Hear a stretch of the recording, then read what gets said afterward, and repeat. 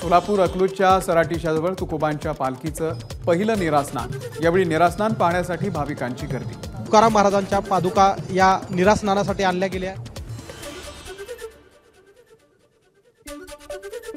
Oasis फर्टिलिटीच्या तज्ञांनी IVF उपचार पद्धतीद्वारे 1 लाखांहून अधिक जोडप्यांना मातृत्व प्राप्तीचा आनंद दिला आहे।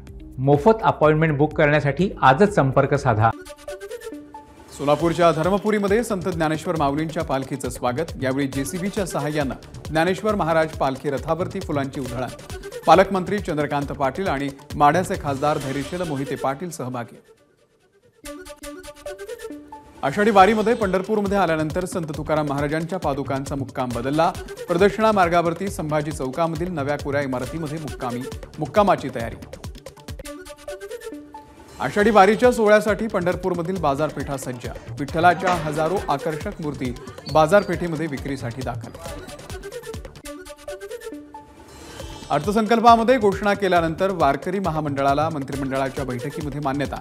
वारकरी महामंडळाचं मुख्यालय पंढरपूरला असणार। आषाढी पालखी सोहळ्यामधील 3 दिंड्यांना विठ्ठल निर्मल दिंडी पुरस्कार मिळणार। श्री विठ्ठल रुक्मिणी मंदिर समितीचे सह अध्यक्ष गहिनीनाथ महाराज औसेकर यांची माहिती।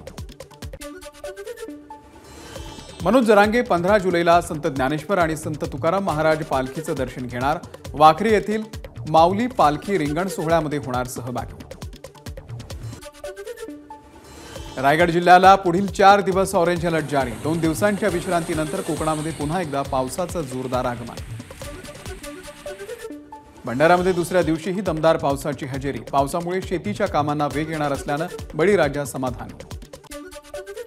मुंबई महानगरपालिकेचे निवासी डॉक्टर 22 जुलैपासून सामूहिक रजेवरती जाणार। महानगरपालिका प्रशासनाच्या विरोधात काळी रिबीन बांधून व्यक्त केला निषेध। मुंबईमध्ये साधारण 3,500 निवासी डॉक्टर।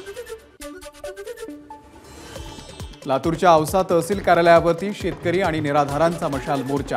रविकांत तुपकरांकडून मोर्चाचं नेतृत्व। शेतकऱ्यांच्या शेतमालाला योग्य भाव मिळावा अशी केली मागणी। बीडमध्ये धनगर आणि वडार समाजाचं आमरण उपोषण। अनुसूचित जमातीला आरक्षण मिळावं यासाठी उपोषण सुरू। उपोषण स्थळाला मनोज जरांगे यांनी दिली भेट। अनुसूचित जाती आरक्षणाचं वर्गीकरण करा या मागणीसाठी मातंग समाजाचं नायगाव येथे रास्ता रोको आंदोलन। नायगाव तालुक्यातल्या नरसी चौक येथे झालं आंदोलन। नागपूरच्या संविधान चौकामध्ये पीक विमा कंपनीच्या विरोधामध्ये शेतकऱ्यांचं आंदोलन। काटोल परिसरातल्या शेतकऱ्यांनी पीक विमा कंपनीच्या विरोधामध्ये जवाब दो यात्रा काढली। नमस्कार। मनसुद्धा तुझं ही वेगळ्याच प्रकारची मालिका तुम्हा सगळ्यांना खूप आवडली होती। याचा दुसरा सीझन कधी येणार अशी विचारणा झाली। प्रतीक्षा संपली आहे मित्रांनो। येतोय मनसुद्धा तुझाचा दुसरा सीझन।